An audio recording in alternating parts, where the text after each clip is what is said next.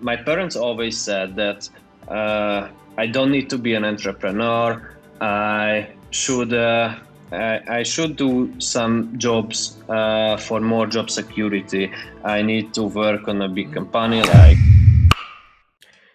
So, hello everyone, and welcome to episode 2 of the Dev Chat, our podcast where we bring people from the industry and talk about different IT subjects. So, in this episode, I have a discussion with Dávid, a developer from Hungary, about freelancing. So, we'll cover some key points and you'll get a lot of valuable information from him because he's freelancing for more than 5 years now, and I think you'll have a lot to learn from him. So, what do you think is a freelancer in your opinion? Because I think being like kind of a new term, freelancer. I think like everyone has its own definition and what it means. So, like, what do you think is a freelancer for you? Hey guys, and thanks for having me, Razwan. I think right now to be a freelancer is pretty much a great opportunity to create the lifestyle that you wanted to live when you thought that it would be great to learn coding, when you thought that it would be great to work in a in a multinational, in a big company, but after you you spend some months or some years even working with a big company, it isn't gives you the opportunities that you wanted to create when you started. So being a freelancer for me actually means a lot more than just being my own boss. Mm, it's pretty much a great opportunity to earn more, to have more freedom, and to deal with client shit.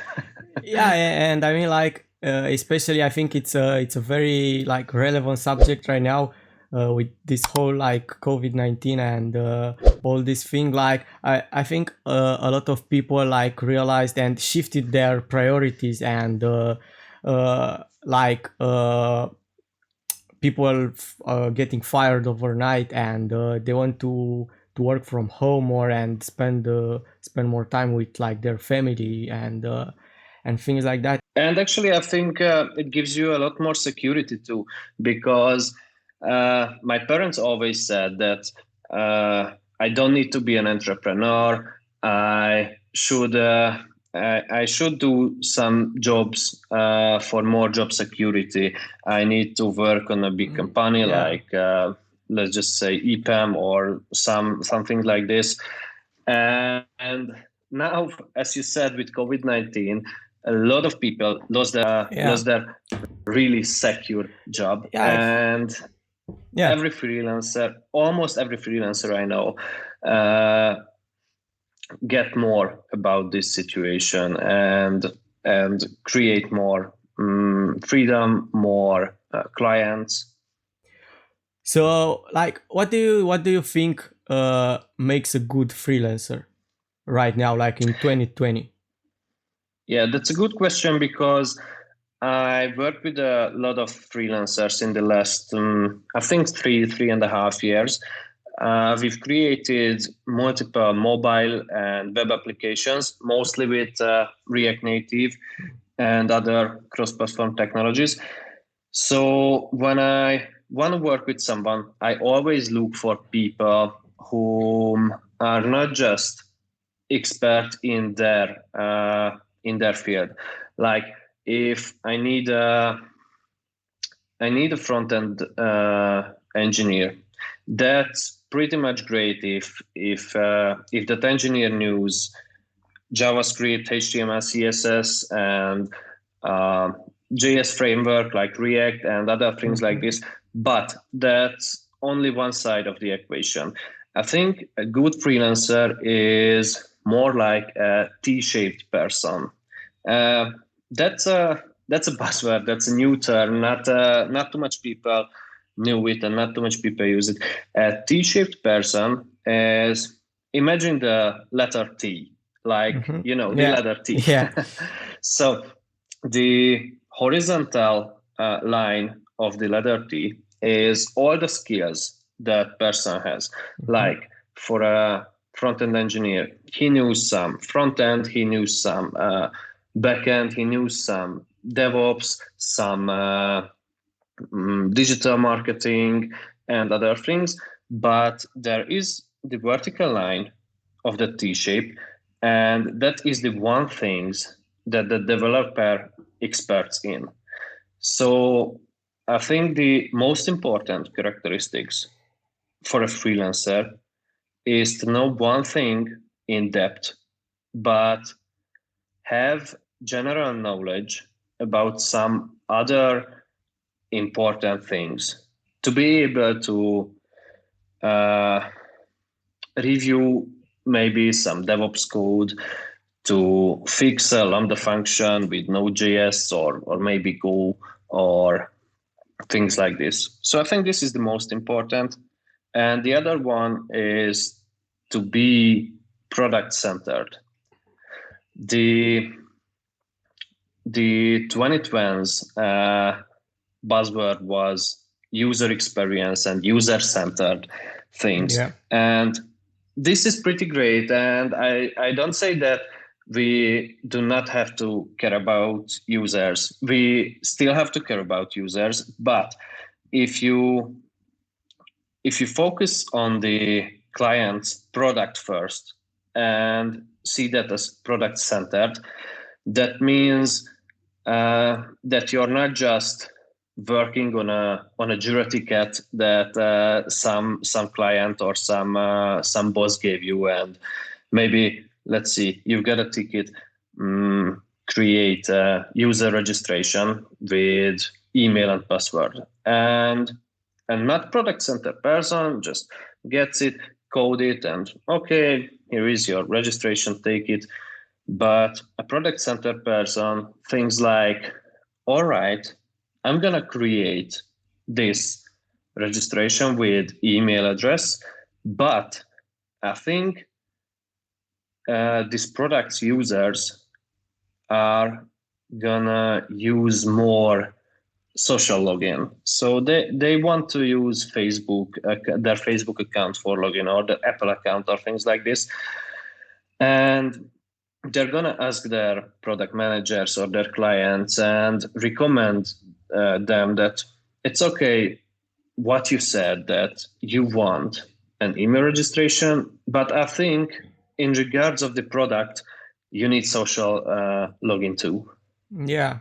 Yeah, and like I think this like connects a little with what you said before.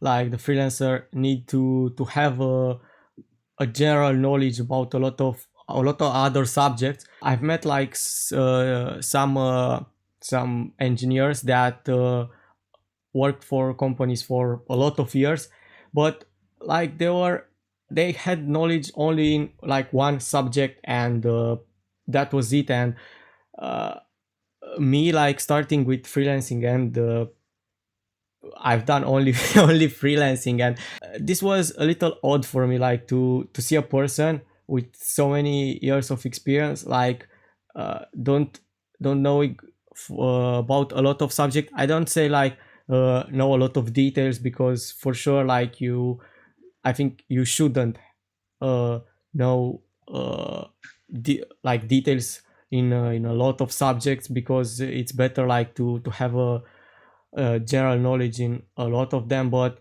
like be specific in one two In one yeah thing, yeah. one thing, yeah.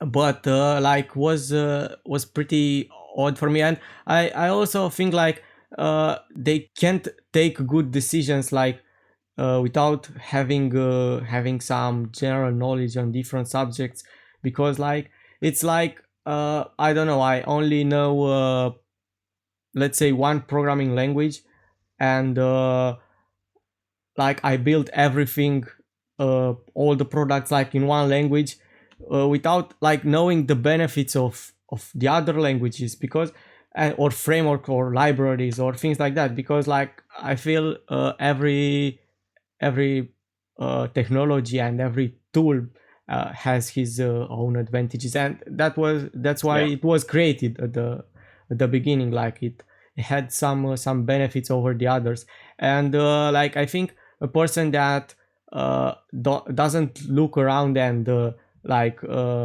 see all the things that are out there and take them in consideration to get the best decision. Yeah, actually, that's pretty much important, and it is make a good freelancer if the freelancer is always try to find a new best way to make things.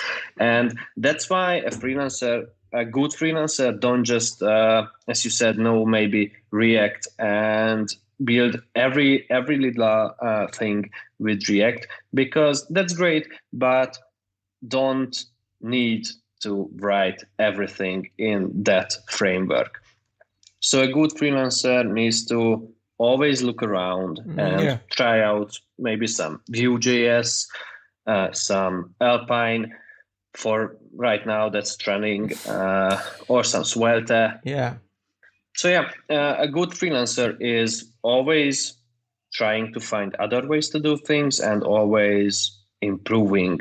Uh, every They try to be more every day than they were Yeah, yesterday. yeah, and I think like that is uh has to do with the fact that like a freelancer being like his that a freelancer is like his own entity. It's not like part of a company. In a company, like you can do like some bad things, and yeah, you'll get like, okay, you did that and you did that, but like you probably won't get fired uh, just uh, just because you like didn't make everything perfect or things like that. But like as a freelancer, I think is a lot more important the quality of your work, because like that's one what is going to get you recommendations from your current clients, and also the current clients like get you more work. And yeah, I think as a freelancer, like it's it's your job, and it's a lot more important, and like pushes you to become better and learn new things and Yeah. improve. As a freelancer, it's terribly important to take responsibility, and be responsible for all Yeah. your actions. One time I've worked together with a graphic designer, a freelancer graphic designer, and actually she created absolutely great and outstanding UIs for mobile apps and web shops we've created. But uh, I always had to ask her before 2 days before deadline to please be in time. And what happened? She wasn't in time, so uh, she always finished the work for days or maybe weeks after deadlines, and she wasn't take any responsibility. She said that, oh, my Google Drive just got fucked up. Oh, my email. Do you hasn't got my email? No, because you've never sent it. Yeah, yeah, I mean like I feel uh sometimes like the excuses can be real. I don't say that, for example, maybe my computer wasn't working, or I don't know, and maybe I mean it might be real, yeah, but the client like doesn't care about those things, and he doesn't care that your computer Yeah. stopped working, or like you go ahead, buy a new computer, or I don't know, fix Yep. it, and like try to do your job. Yeah, so Yeah, and yeah. and take responsibility. So if you didn't manage to do something on time, it's actually not a big deal. It happens. It happens with most of us. It happens with everyone. Just don't try to make excuses every time. Like, oh, my computer is broken. Oh, my dog ate my ate my computer. Yeah, So yeah, yeah, I think that's like part of building trust with the client, and I think that's very yeah. important to trust the client. And Yeah, you should tell them, oh, okay, that was yeah. me. I'm pretty sorry. Next time I do it better. Yeah, yeah. So like a question I got a lot from people on Instagram or from my friends and things like that is what advice do you have for a freelancer in landing his first job? Because for most freelancers that it's hard, and they try like for a week, they don't get a job and they quit. And that was me the Yeah. first time I tried. And yeah, so what advice do you have for these people? I think the one of the most important one is to have a portfolio. Yeah, Create for your own, and just create your own website. yeah, Create something. Maybe if you if you take a search on Google and search like portfolio ideas for developers or things like this, or maybe if you check out my Instagram page, I have some ideas too. yeah, for sure. It No, will be actually, in the description. Yeah, yeah, so actually, you there is lots of ideas what you can build, but if you hasn't got any ideas, just take something from the internet and clone it and create an Instagram clone, create a Trello clone, a Spotify clone, or things like this. And that's great because one, you learn a lot building these, and two, you have something that you can show to your yeah, clients. So this is the first one, to create a portfolio. My other advice to landing your first job is to be active and to be seen and heard. yeah, Show yourself on social yeah. media.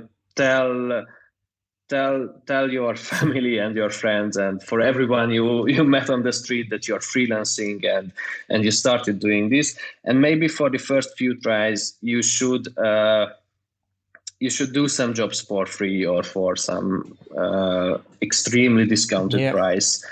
But on the long term, I think that would be great for you. Yeah, yeah. And going back to what you said with the portfolio, I, a thing that I also tell to people is like when you learn something, let's say you want to learn Angular, for example, like don't a lot of people like read the book and take 2 Udemy courses and watch 3 tutorial series on YouTube, and after that like they start writing 2 lines of code, but they realize they like don't know anything.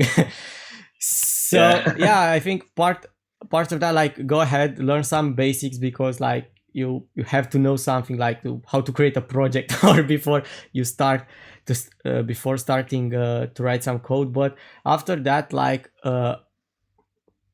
learn specifics along the way. Go. Yeah, and Yeah, you should go ahead and experiment with it, yeah, try out some things, figure it out for yourself. And I had a friend once who wanted to learn React by reading the docs, and he read the docs from A to Z. Like, actually, when I asked him about something, he precisely know where to find it in the docs, and it was great because he knew React basics and he knew the the React API and how React was built, but he hasn't got any ideas how to create user-centered products. yeah, yeah, yeah. I think like at a point that's also equally important, like to know how things work under the hood, and because like to in order to fix some problems and to like better build things and things like that. But like at the beginning, as you said, like it's important to build a portfolio to show that you are passionate, because I think what it will get you, like your first job or first gig or things like that, it's like passion and the passion to learn, and it won't be your experience and things like that.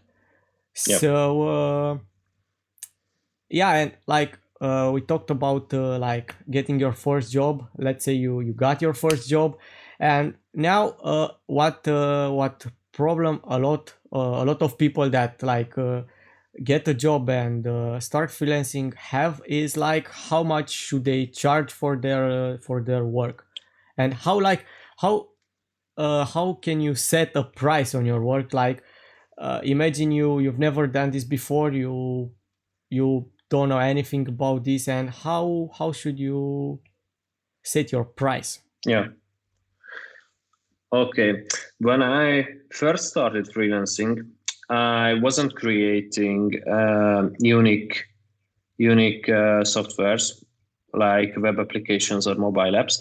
I've created websites and WordPress sites. So Yeah, I started it yeah, with same WordPress, here. and yeah, I think that's the beginner stage for everyone. Yeah, and I mean, For almost yeah, and everyone. I mean, I've seen a lot of people like hating on WordPress, but I think like if you have like a presentation website, it doesn't have to have fancy Angular and I don't know stuff, because also Yeah. it will probably be used for from by a lot of non-technical persons, and I think that like admin panel WordPress has its perfect from for people that don't know anything about, I don't know, HTML, CSS, and things like that. So Yeah, WordPress is a great tool, but some people try to use it for yeah, everything. yeah, WordPress is a great tool for simple yeah, landing pages or for blogging, but some people have tried to build learning management systems with it. I mean, yeah, it's technically possible, yeah, but why? yeah. I think like Why? it will probably end up costing more and be like worse Uh, than like it, yeah, yeah, yeah, it would be. It will be yeah, slower. It it needs to be updated constantly because we knew that some web servers there is still no support for PHP 7, just for PHP 5, and there are lots of performance issues with yeah, that and security, security exact. leaks and things Yeah, like this. yeah. Yeah. Like I was, I think last year I was to a conference, Dev Talks in Romania. I think like it's kind of the biggest IT thing here.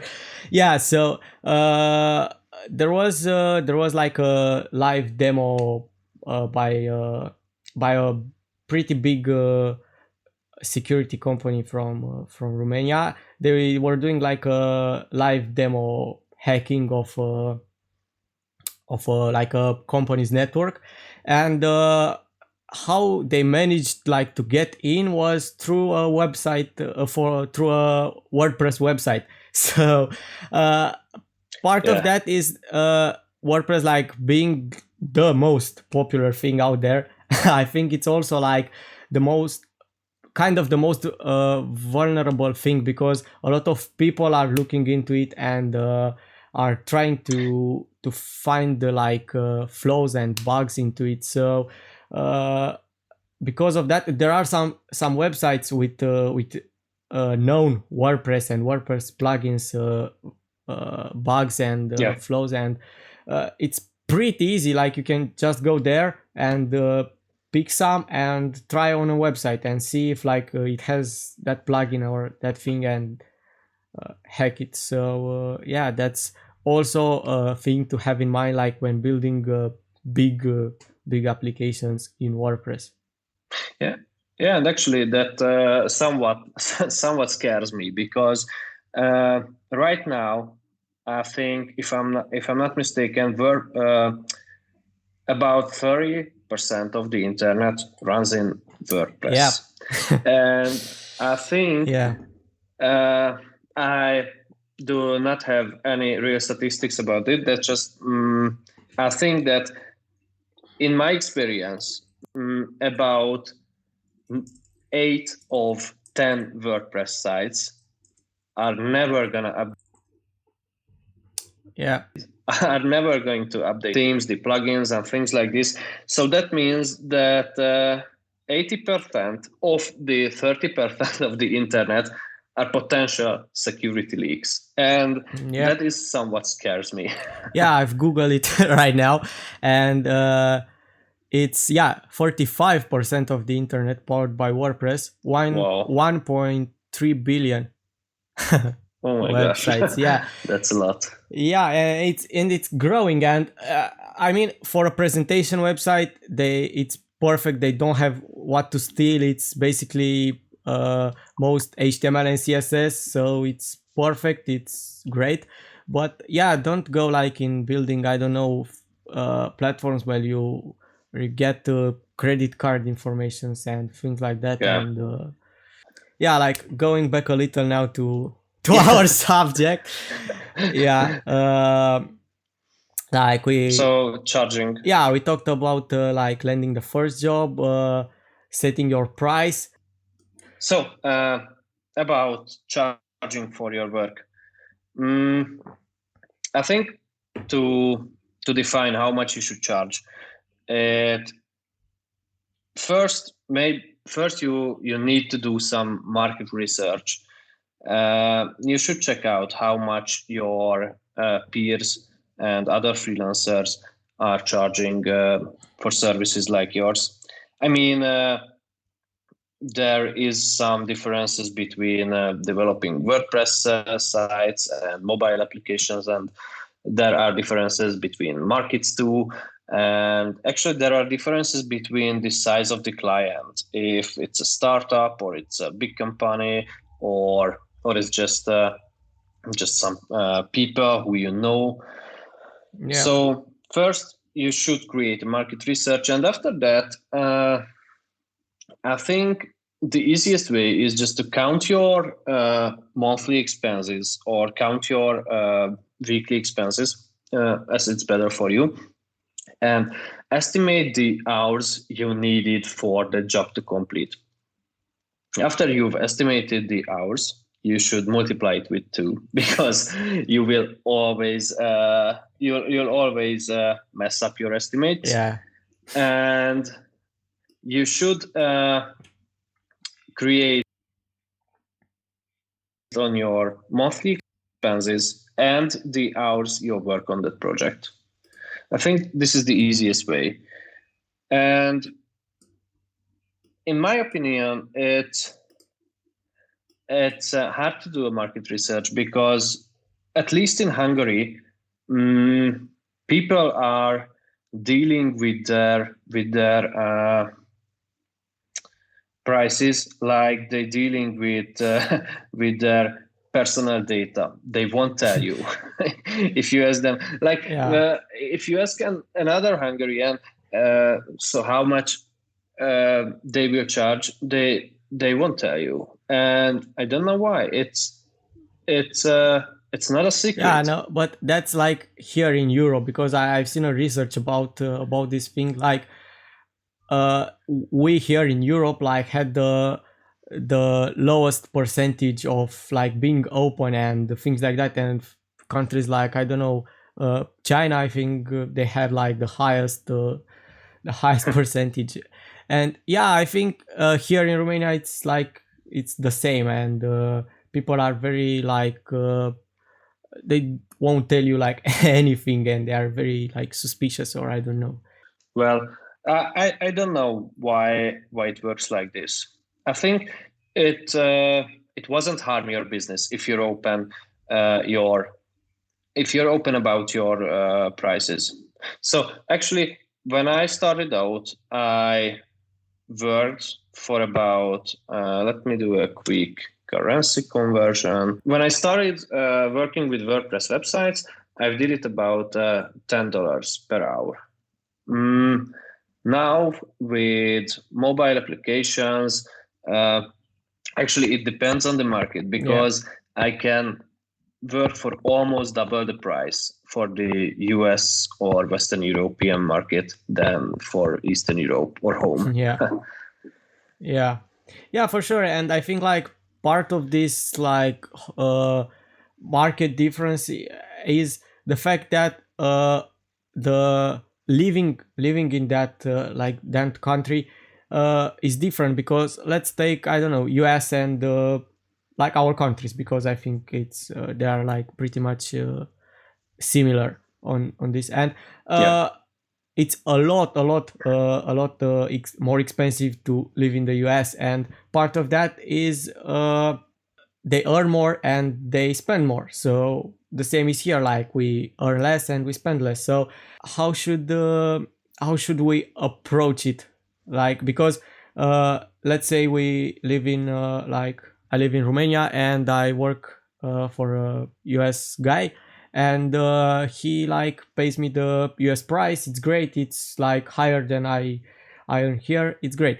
But let's suppose it's the other way around. Markets and countries that are like uh, cheaper to live in than us, and that's yeah, that's basically uh, kind of a problem, like for a lot of people. So like how can you manage that and compete with markets that charge less than you?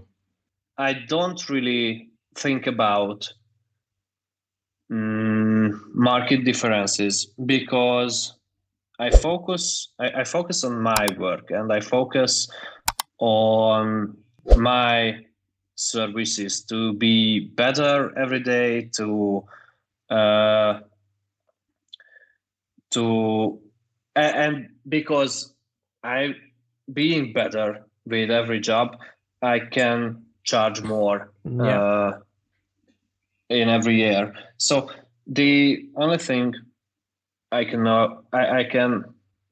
think about it is don't don't care about it, and that means the same on the other end too. Don't care about if someone charges 3 times more than you, and don't care about if someone charges 3 times less than you, because if you think about yourself and you're focused about being better and doing greater service, you will eventually get there where you'll be the one who charges 3 times than yourself right now, 3 times more. Yeah, kind of I like agree with you, and I think like uh one of the most important things, like to be satisfied with the price you are charging, and like to feel that's right for you. Because like for me it might be, I don't know, $10. For you it might be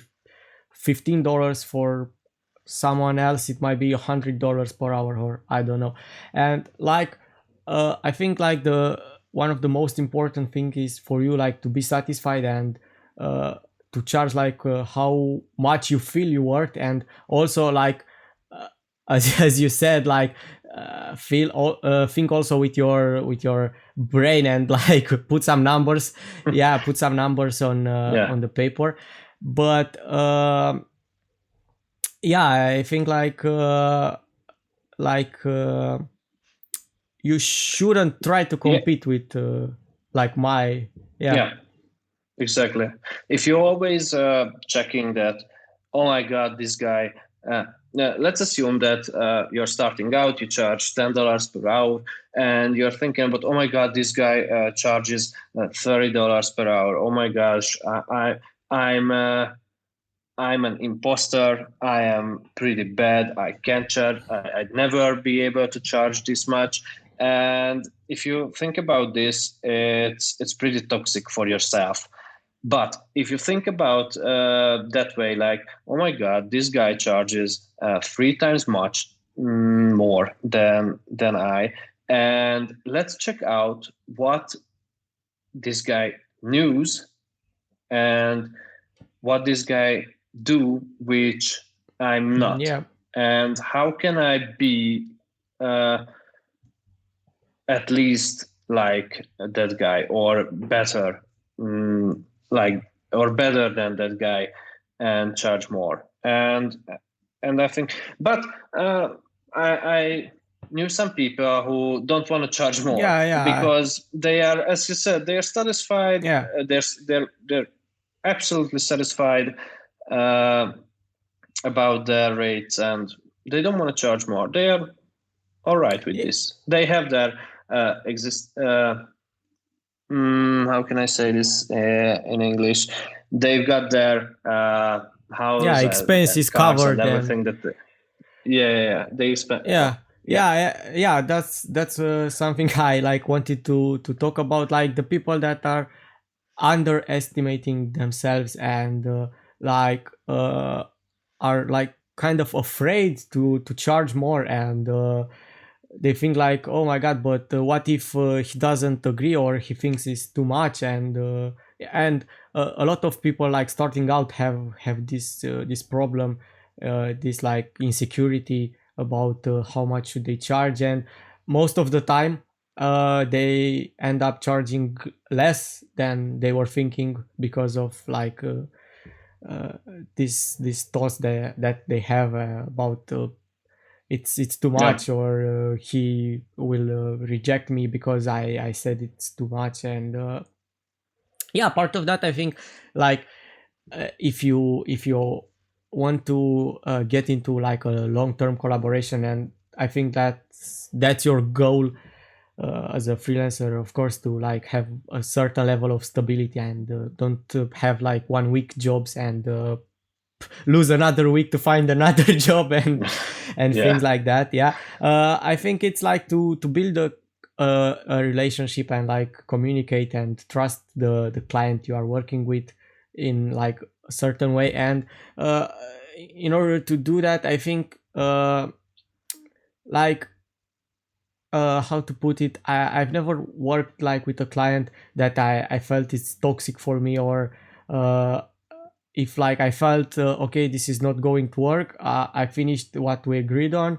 Of course, like I am not I'm not going to say like, okay, I don't like you, I goodbye and of course, no, that's like unprofessional. And but like finish what we agreed on, and after that, like, okay, this isn't going to work out or things like that, and like we say goodbye very very polite. And because like I feel if you move on and like continue with this, I think it will be like very bad for you, like for your health also, because like you stress out and things like that, and you argue with him a lot, and this, I don't know, can happen for a lot of reasons, for starting from money, and maybe like you can't like communicate with him, or he's unresponsive, he's, I don't know, a lot of things. But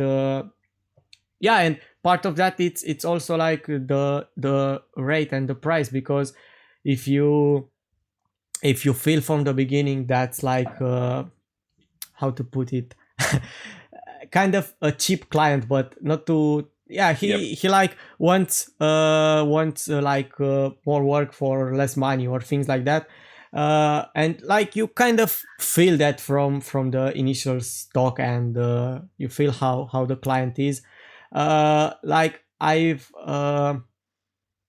kind of how to say it,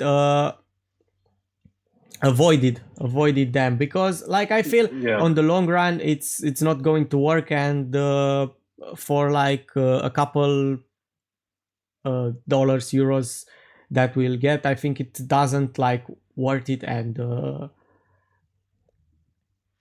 it happens where you run into clients whom are always looking for a cheap and quick solution, and if you are going to be the one who sell them yourself for cheap, these clients will always treat you as a cheap, and I think that's gonna create some pretty toxic relationship with the client. One time I've run into this situation, and that went for months. I worked with client for about 9 months, and I worked with them for a really discounted price because I I just started out as a freelancer, and I thought that it would be a great portfolio piece, Yeah. and I really need the job, and I really need the money, so I should work for them, and I worked with them for half of my normal price, and in the 9 months, they are really bullied me from time to time. From every time they had to pay me, they had to pay in every 3 weeks. Every time they had to pay me, they were late with the payment, and they wanted me to do more for the same thing that we have agreed on. They bullied me for almost a year, and that can uh, that can cause some really problematic, some really harsh mental Yeah. problems with your mental health. And I can remember I felt like shit. I felt that I won't be I never be able to be a great freelancer. I never be able to create softwares. I not just thought that I don't need to freelance. I thought that I don't want to code never again because I'm not good at it, and I will never be good at it.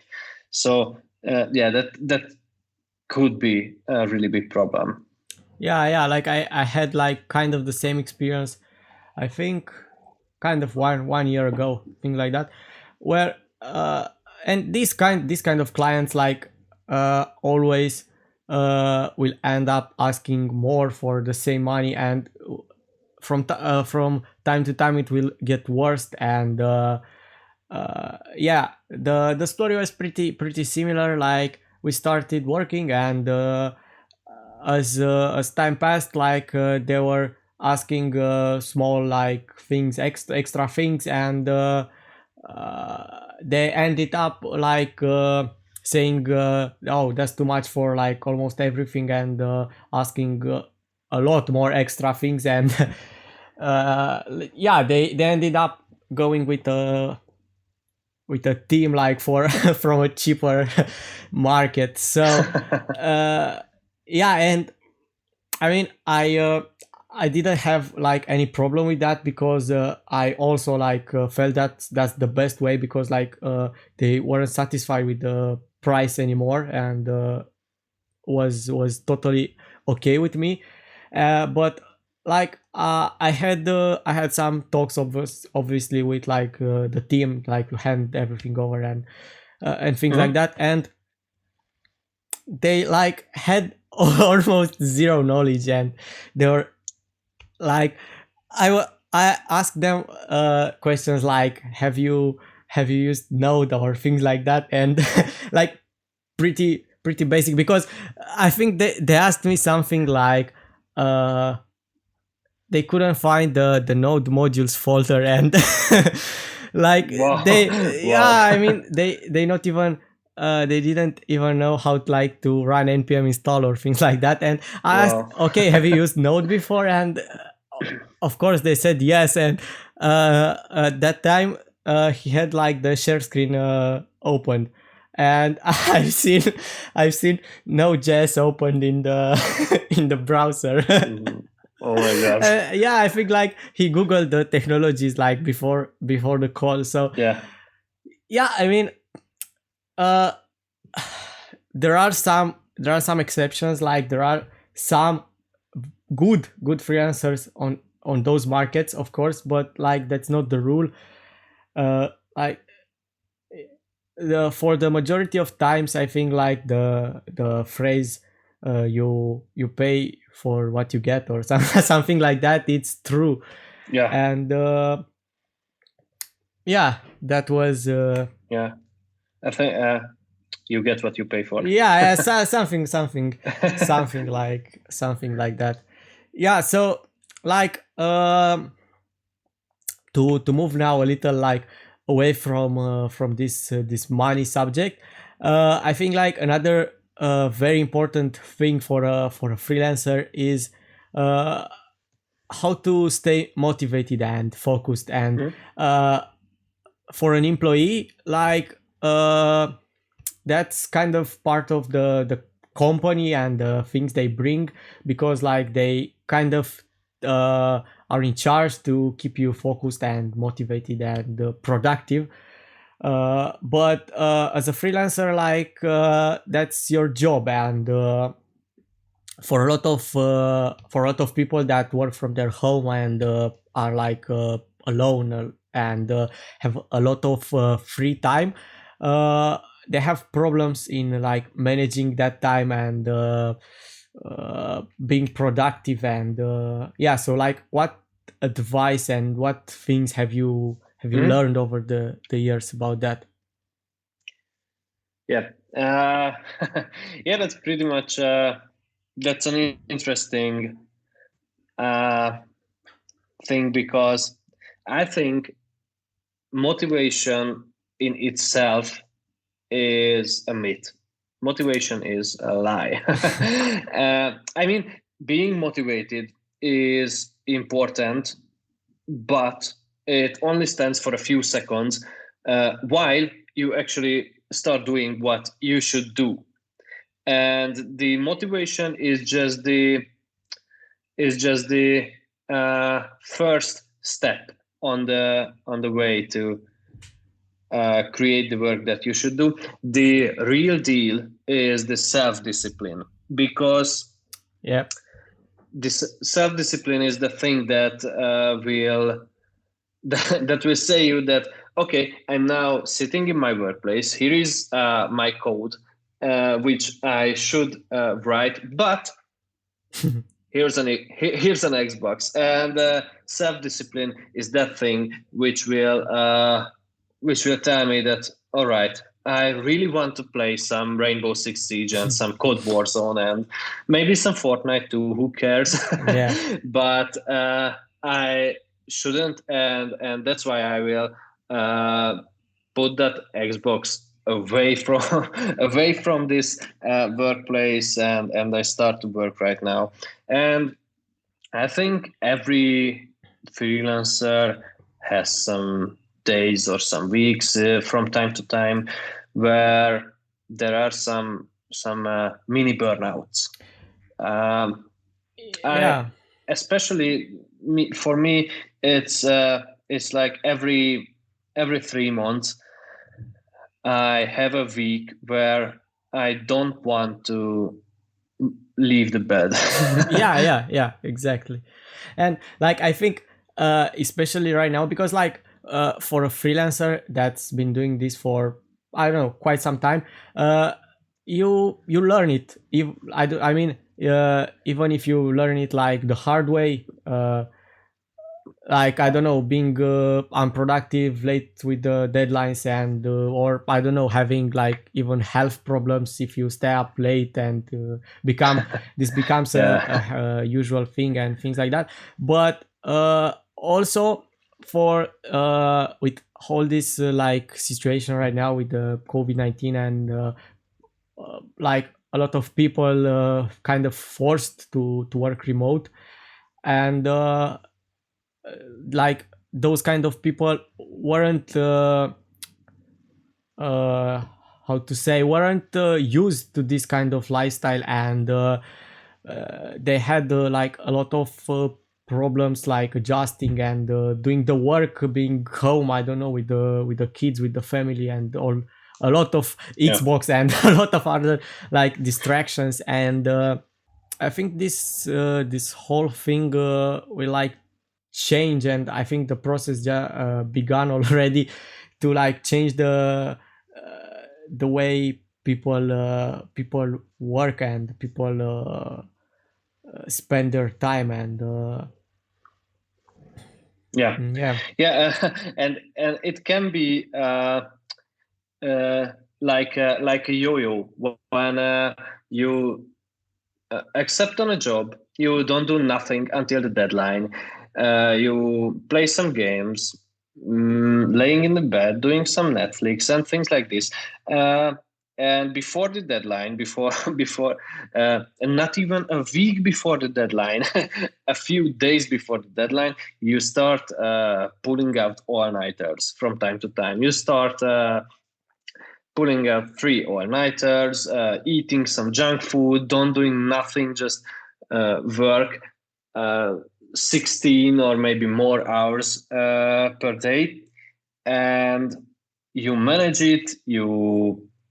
You get the job done. Maybe for the deadline exactly, or maybe a few days later, but you send it, and after that you are absolutely tired, you need to sleep, you need to do something else than work, and then it starts again. The cycle starts again and again. It's pretty much easy to be in this situation, and the only thing that you can do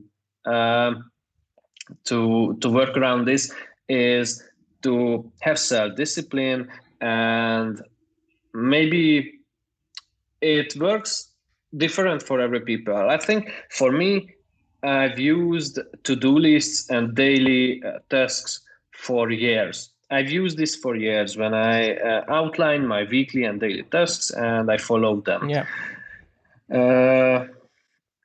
And there are people who can just do to-do lists because they just like tick them. All right, I'm done with this, I'm done with this too. I'll be done with this tomorrow, so I tick it.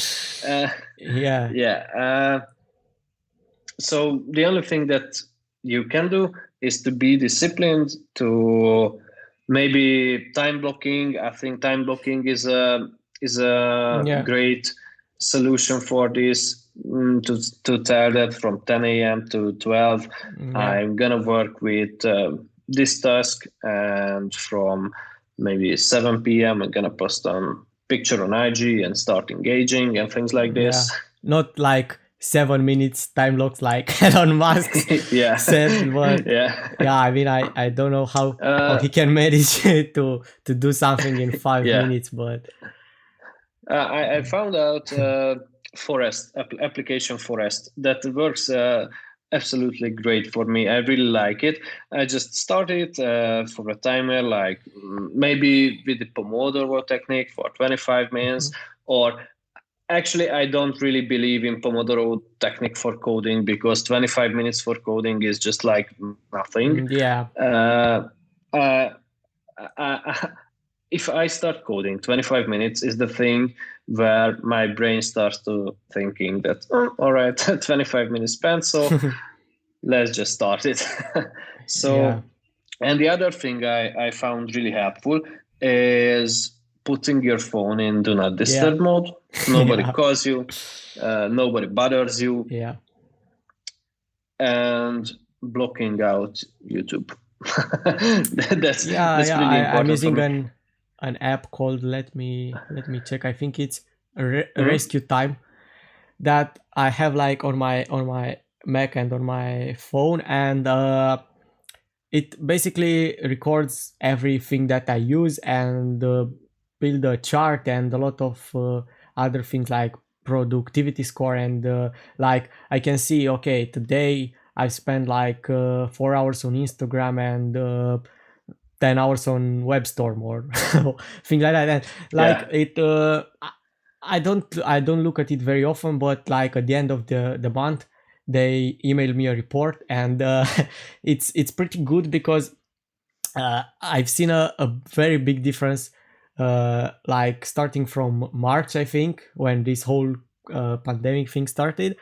Like my productive things stayed pretty much the same, like coding and apps that I use for work in general.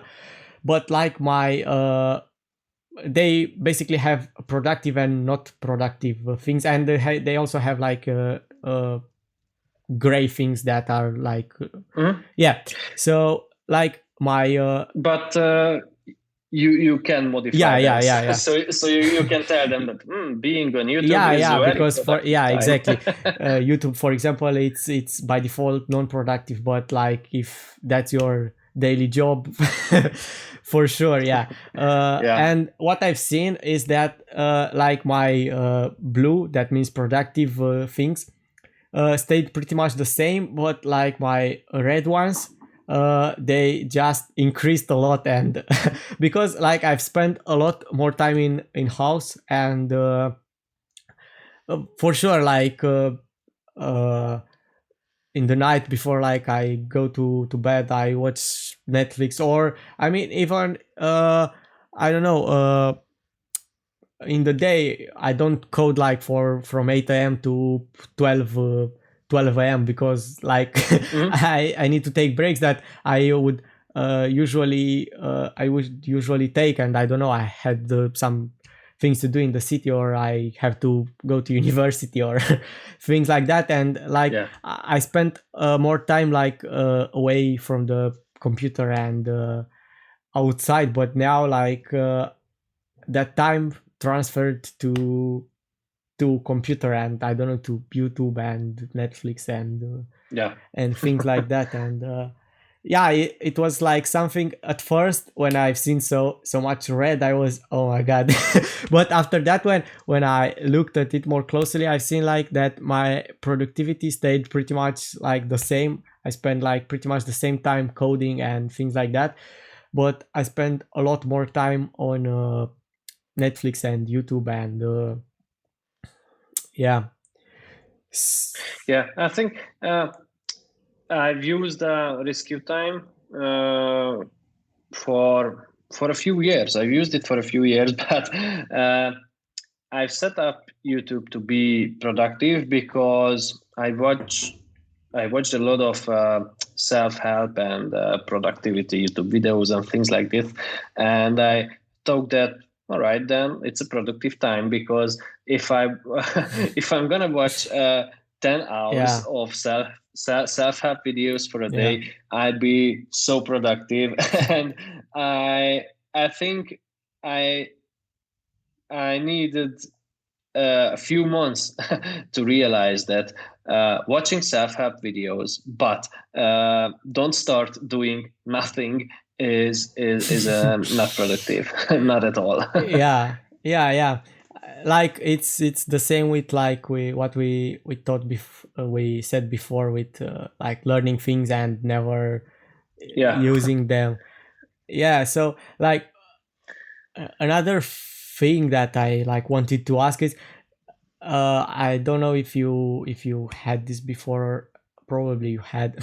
Like starting getting a project, you are very hyped about it, and oh my god, it's a great project, because like I feel part of the motivation is like being I don't know, passionate about the product, and like believing in, and being I don't know, kind of intriguing and challenging for you. Have you? Oh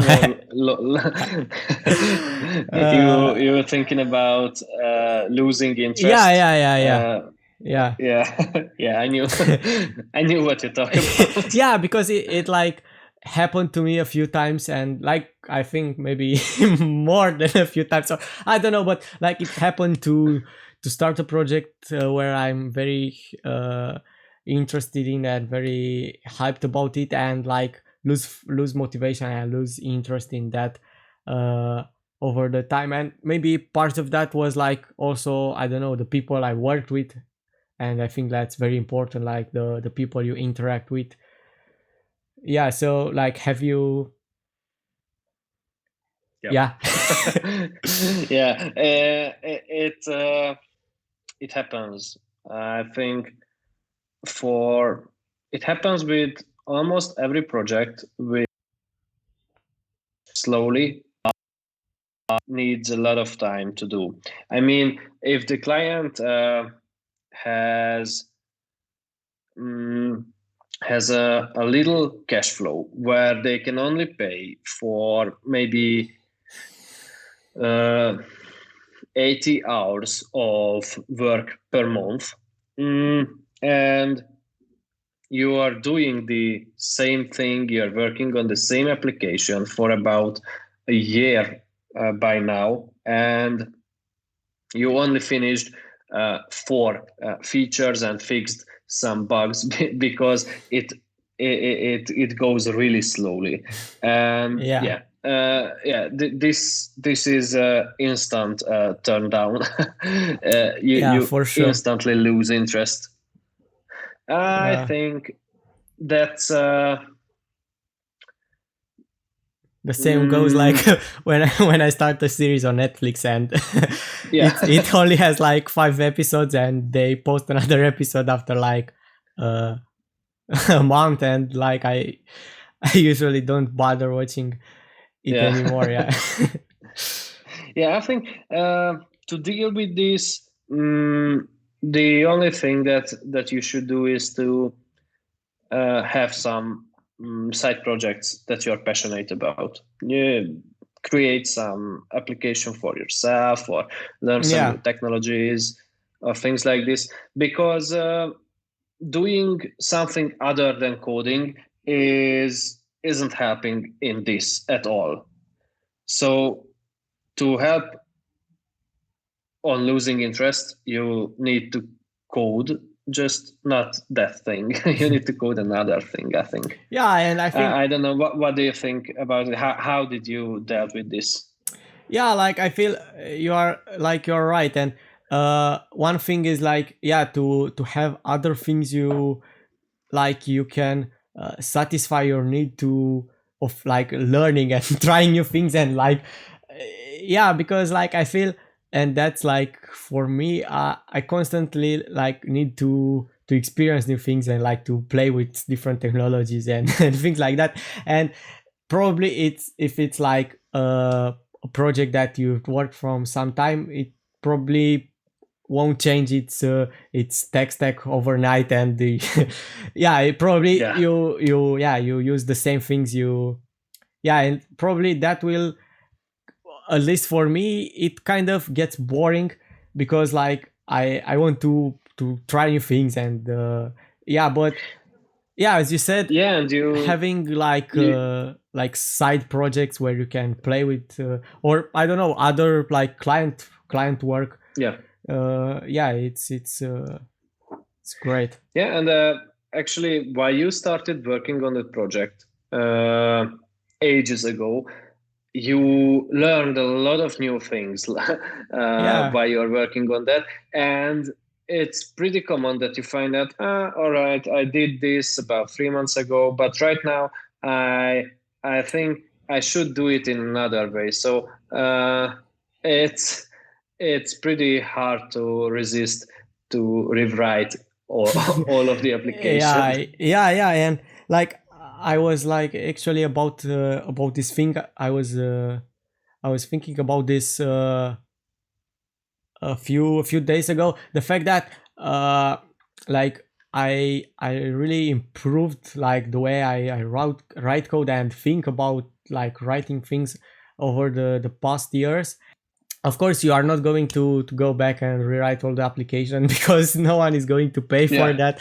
But yeah, I think like it's important to like to look back and see how you did things back then, and see how you, with the knowledge you have now, how can you do them better, because like always there is a better way. And yeah, yeah.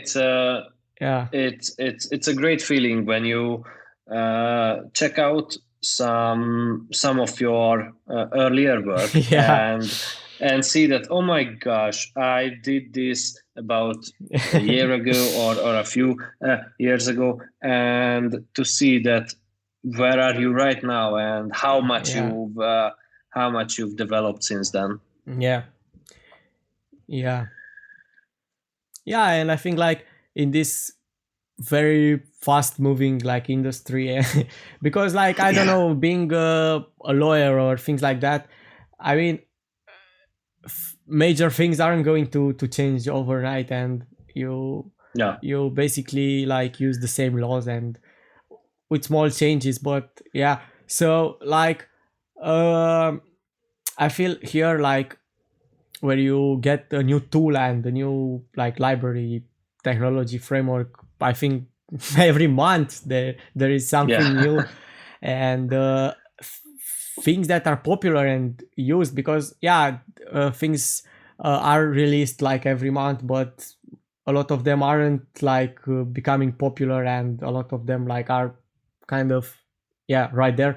But uh like this whole one page application thing, like with Angular and Vue and things like that, like that wasn't here 10 years ago. I think like 5 years Yeah. ago it was jQuery power. Yeah.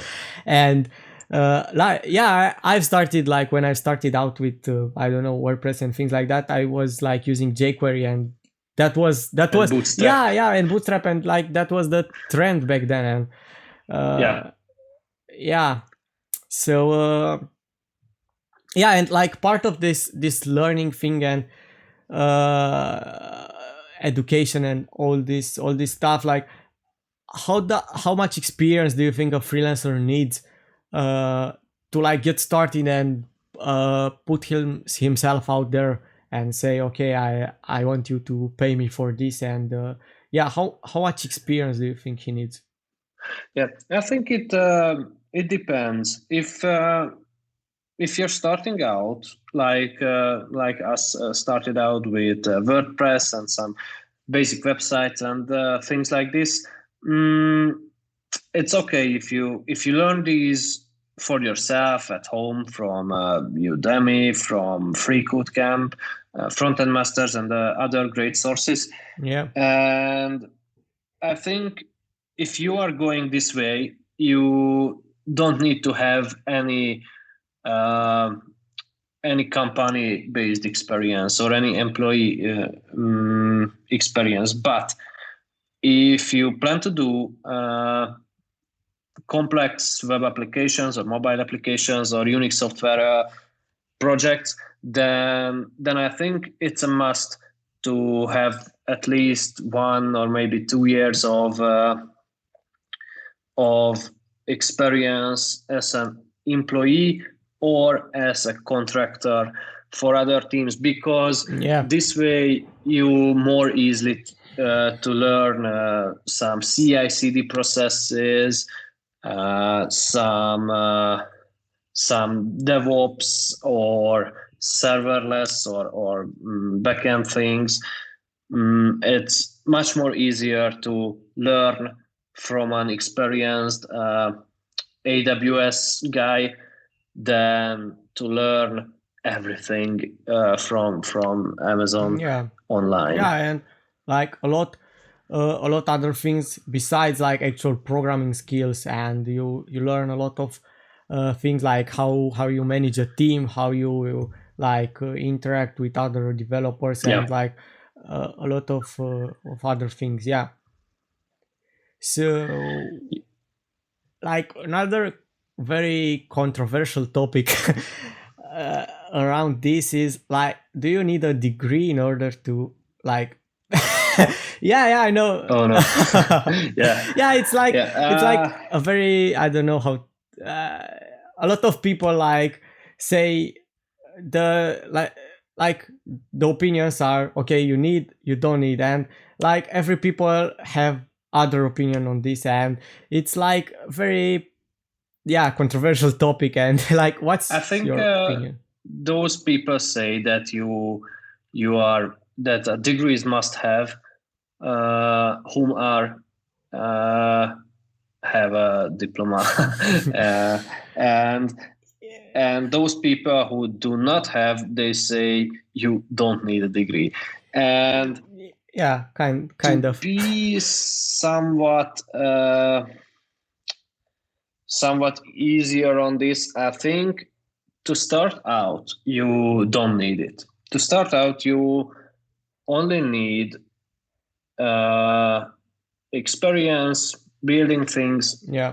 tutorials, online courses, etc. But when you gain more experience building basic things, when you gain more experience building complex things, it is gonna be important to have some CS knowledge too. And there is actually an awesome website. I think it's called teachyourselfcomputerscience.com or things like this. I'm gonna check this out Okay. and put it in the description. Yeah.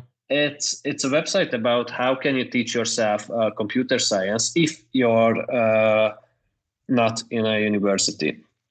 And that's because I think to build basic and somewhat complex things, you don't need to know about complexity. You don't need to care about performance. I mean, who cares about performance if you just build some websites or a mobile application which is where a user are able to register and share a photo about their cats. So, but when you if you want to move up somewhat in this complexity ladder, you will you will feel the need to know some computer science. I actually started university 2 times. First time I went there for 2 semesters, and I think why I don't finish it. Oh yeah, because I had lots of freelance jobs. I had some WordPress things going on and some web design things, and I didn't feel the need of a university degree. And the second time I started university, I were actually there for only one lesson. And then I realized that, oh my God, it is still not for me. I'm going to kill myself if I have to spend here another minute. And I went home, and I'm pretty sure that I'm going to finish university sometime. I'm going to have a degree, but not because of my job, just to show myself that I'm capable of finishing university. And I actually think about not in computer science. I think about in the pandemic, where I was at home all day. I had some crazy ideas, and I think about I'm gonna go to medical school. Yeah, because why not? Yeah. I also thought, like, when I just finished like university now, and a lot of like people and friends and family and were like, okay, so aren't you going like to do a master and move forward? And I was like, no, like that's enough, because like I feel like I don't use a lot of things that I've learned there anyway, and like I don't feel like I'll need more on this. I was like thinking of doing maybe in the future like an MBA or something like that, but I never like thought of moving forward and doing a master in like computer science and this field, because I think I better do like I don't know, a few months course on I don't know, there are like a lot of popular courses right now held by, I don't know, companies or things like that. And I've actually went to something held by Google, and it was like about like Android in Java. And it was like just for fun. I'm not into native mobile apps, but it was like for the beginners, and I said that why not? It was like it was free, and why not? And where I want to go with this is it was like 3 hours every week for I think like 6 weeks or something like something. No, 6 months or something like that, with some holidays and stuff like that. But yeah, like I don't know, yeah, 6 months with holidays. And what I want to say is that like I never lost focus on that. The instructors, they're like they knew how to keep us like motivated and to go home and research more about that, and that never happened in school. I mean, and actually, and I wanted to say that there were a lot of people that had jobs, but because this wasn't like school related, it was you can come there and and a lot of people were coming like from jobs because it was from like I don't know 6-7 p.m. because most of people were having jobs, and after like 8 years or more of working, they when they were coming, and the room was always like pretty full. And I was thinking because teachers in school like have problems because people aren't coming to university, and they are angry about this. And here where like you could skip it very easily, no one will ask you anything, and it's also free because like if you pay something, you say, oh okay, I paid for it and I must go and things like that. But it was free, no one was asking anything, and still the room was full. So I think it's very, very important like how you teach it, and to keep like the audience motivated and intrigued by that subject. Okay, so I think we cover like most of the topics around freelancing, how you land your first job, how you set your price, how you stay motivated, productive, and like what skills you need to become a freelancer and all those stuff. So like I think people will have like a lot to learn from your experience, and I think it's very important like to listen to others and to process it and like make your own or your own path and your own journey. So like thank you for sharing all this, and I hope it will help some people. So thank you for for this talk. Thanks. Thanks. Thanks for asking me, and thanks for this more than 2 hours of talking. And I think I think it's important like to chat with like to other programmers and to other people that are doing like same thing as you, because I've learned a lot of good things over the years from other people and from just chatting and exchanging ideas. So that was it with this podcast. Don't forget to subscribe on YouTube, follow me on Instagram, and follow the podcast on your favorite platform like Apple Podcasts or Spotify. I'll see you next time. Bye bye.